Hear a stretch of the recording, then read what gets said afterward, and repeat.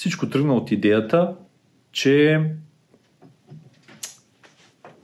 искам да споделя начин, по който човек да се справя с страховете си.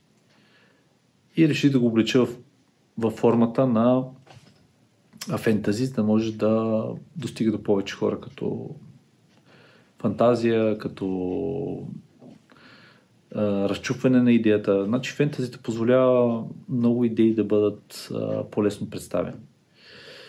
Начинът, по който аз започнах да пиша, беше да ставам пред компютъра и питам въпроса: какво става от тук нататък?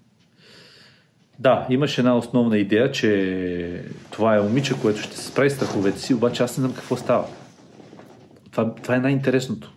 И всъщност аз научих, че можеш да пишеш неща, които не знаеш, че можеш да ги пишеш. И за мен лично този процес е на потъване в различни светове. Виждаш един такъв свят и го наблюдаваш. Гледаш, виждаш дракони, виждаш феи, виждаш ако щеш лошите герои, като гоблините в сами, караконджули. Интересно, че в тия светове аз като отида там с своето въображение и те изглеждат страшни, но не са страшни. И аз ги гледам и се опитам да ги напиша. И трудното е хем да ги напиша, защото човек има една определена скорост на писане, и хем да виждаш, защото върви действието.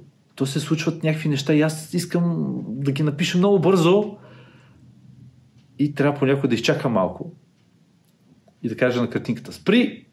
И тя спира, написам, така, продължи сега. Понякога то си има свое решение и изчезва съвсем. И аз не знам какво става. Примерно, ако си помисля, че сега трябва да се развие по определен начин, всичко спира. Музата спира, вдъхновението спира. Не може да се... То си знае. Да, не може да се продължи. Имаше един период от време, дето поне 2 седмици стоях на празен лист, се да и гледам. Викам: добре, какво става? Какво става? Това е момента, в който идва тази буря, една ужасна буря, която предизвиква Елеонор, Майя, феите и почти ги отнася. Това е един апокалипсис. Почти ги отнася и крайното положение, че те са всичките почти мъртви, полумъртви са легнали, изтощени, изморени, всичко унищожено. И аз си мислих, че някакви неща ще трябва да се случат. Тръгвам да ги пиша и думите не могат да се появят на страницата. И аз викам: добре, ако не могат да се появят, явно има някой друг, който трябва да се появи тук. Заставам аз и влизам в този свят и викам: добре, какво ще се появи? И в този момент виждам една ръка, която се появява, мъжка, докосва лицето на Елеонор, маха и кичера коса. Искам да видя кой е това. Поглеждам го, завъртам си очите и поглеждам, че всъщност той е с качулка, едно мъжко лице, цялото в белези. Много впечатляващо. Един воин